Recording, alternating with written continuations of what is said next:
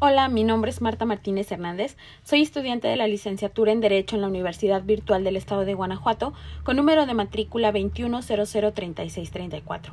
Actualmente curso el módulo de Sociedades y Contratos Mercantiles a cargo de la asesora licenciada Beatriz Soledad Sierra Espinosa, y a continuación les presento mi aportación al reto número 5, titulado Aplicación práctica de la norma a los contratos mercantiles internacionales, para lo cual se nos pide analizar el siguiente caso.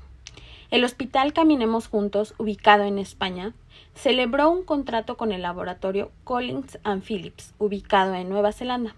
El objeto del contrato fue la adquisición de una caja de material de uso quirúrgico, 10 camas de hospital, 5 máquinas de oxígeno y una caja de apósitos y banditas adhesivas que el laboratorio entregaría al hospital. Las negociaciones se hicieron mediante intercambio de correos electrónicos. El precio pactado de la mercancía fue por la cantidad de 2 millones de pesos y culminó con la firma electrónica del contrato el día 30 de enero del año 2020. Se estableció como tiempo máximo de entrega de la mercancía 3 meses. En el mes de junio del año 2020, al llegar la mercancía, el personal del hospital revisa la entrega y hace las siguientes anotaciones. Se recibió una caja de material de uso quirúrgico, una caja de abatelenguas y aplicadores, 4 máquinas de oxígeno y el embalaje de 3 de las 10 camas de hospital estaban defectuosos. Atendiendo al anterior, se nos presentan las siguientes interrogantes. Número 1. ¿Qué tipo de contrato mercantil celebraron las partes? Argumenta tu respuesta. Bueno, las partes celebraron un contrato de compra-venta internacional, que atendiendo a lo dispuesto por el artículo 1, párrafo 1 de la Convención Interamericana sobre Derecho aplicable a los contratos internacionales, se entenderá que un contrato es internacional si las partes del mismo tienen su residencia habitual o su establecimiento en estados partes diferentes, o si el contrato tiene contactos objetivos con más de un estado parte. Número 2. ¿El contrato se puede considerar de carácter internacional, sí o no, y por qué? Yo considero que sí, porque las partes residen en países diferentes y atendiendo al ejemplo que tenemos del Hospital Caminemos Juntos, este está ubicado en España y el laboratorio Collins & Phillips está ubicado en Nueva Zelanda. Por lo que retomamos nuevamente el fundamento que nos marca la Convención Interamericana sobre Derecho aplicable a los contratos internacionales, específicamente en su artículo 1, que nos dice que la convención mencionada determina el derecho aplicable en los contratos internacionales y que se entiende que el contrato es internacional si las partes del mismo tienen su residencia habitual o su establecimiento en estados partes diferentes, o si el contrato tiene contactos objetivos con más de un estado parte. Pregunta número 3.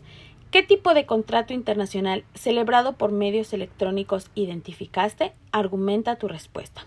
Bueno, como pudimos analizar en el ejemplo, las negociaciones se llevaron a cabo vía correo electrónico y el contrato se realizó mediante firma electrónica, por lo que con fundamento en el artículo 1 de la Ley Modelo de la Comisión Nacional de las Naciones Unidas para el Derecho Mercantil Internacional sobre Comercio Electrónico de 1966, nos dice que esta ley será aplicable a todo tipo de información en forma de mensaje de datos, utilizada en el contexto de actividades comerciales, y el artículo número 2 de la citada ley nos dice en su inciso A que para los fines de la presente ley que ya mencionamos, por mensaje de datos se entenderá la información generada, enviada, recibida o archivada o comunicada por medios electrónicos, ópticos o similares, como en este caso pudieran ser, entre otros, el intercambio electrónico de datos, el correo electrónico, el telegrama, el telex o telefax,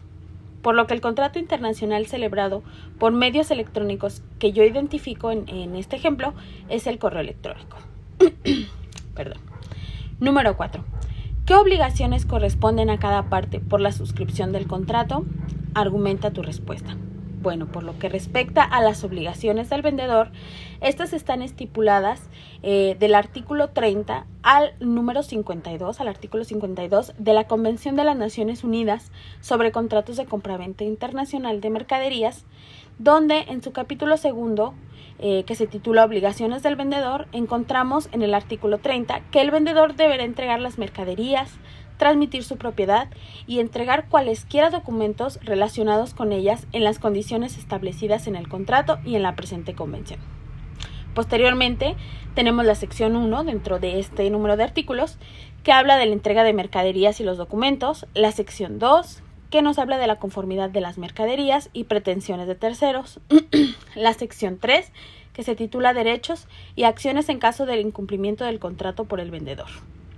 Por lo que respecta a las obligaciones de la parte compradora, estas están estipuladas del artículo 53 al número 60 de la misma Convención de las Naciones Unidas sobre Contratos de Compraventa Internacional de Mercaderías.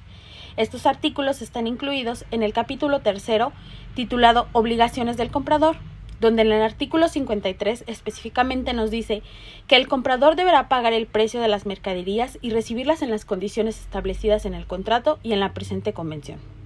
Dicho capítulo consta de la sección 1, pago del precio, y la sección 2, recepción. Como pregunta número 5 tenemos: las partes no señalaron legislación alguna. Entonces, ¿cuál debe aplicarse? Argumenta tu respuesta. Bueno, pues hay diversos instrumentos internacionales que están enfocados en la regulación de los contratos internacionales, como lo son la Convención de las Naciones Unidas sobre los Contratos de Compraventa Internacional de Mercaderías, que ya mencionamos, el Convenio aplicable a las obligaciones contractuales, la Convención Interamericana sobre el Derecho aplicable a los contratos internacionales del 94. En este caso, considero que se debe aplicar la Convención de las Naciones Unidas sobre los Contratos de Compraventa Internacional de Mercaderías, que fundamentado en su artículo primero nos menciona en qué casos se aplica, y en este ejemplo, pues bueno, el caso práctico que se nos presenta se apega a uno de ellos. Número 6. Considerando que la recepción de la mercancía no fue acorde a lo que se celebró en el contrato, ¿qué opciones crees que tenga el hospital frente al contrato? Argumenta tu respuesta. Bueno, en este caso tenemos dos supuestos.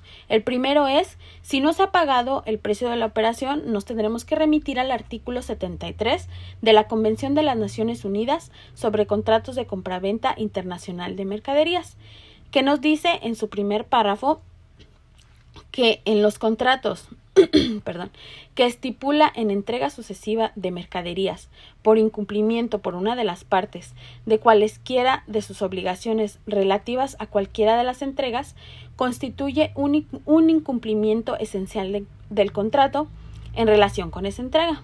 La otra parte podrá declarar resuelto el contrato en lo que respecta a esa entrega, es decir, se prescinde el contrato.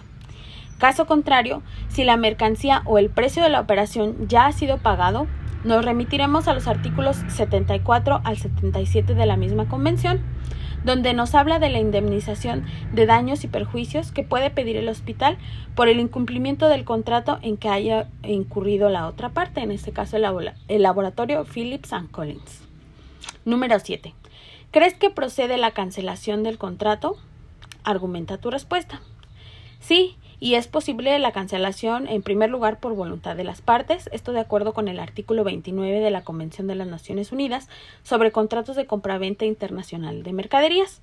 Pero si en caso contrario, si las partes deciden no disolver el contrato, en este supuesto se supone que las partes no están conformes en llevar a cabo la cancelación voluntaria. Entonces el hospital podría realizar los actos para dejar sin efecto el contrato, mismos que fueron planteados en la respuesta a la pregunta anterior, es decir, pedir la indemnización por daños y perjuicios. A continuación, y a manera de conclusión, mencionaré algunas cláusulas importantes para prevenir conflictos en el contrato celebrado por el hospital Caminemos Juntos y el laboratorio Collins & Phillips. La primera cláusula importante en el contrato es la descripción del objeto del contrato, así como las consecuencias en caso de que el comprador no reciba los artículos que estipule el mismo. La segunda cláusula es el plazo para que un comprador realice el pago, ya que en el ejemplo no sabemos a ciencia cierta si al momento de recibir la mercancía el hospital Caminemos Juntos ya había realizado el pago. Y la última cláusula, y muy importante, es la resolución de controversias en caso de incumplimiento de alguna de las partes, para que ambas puedan solucionar el conflicto sin llevarlo a otras instancias legales. Muchas gracias a todos por su atención.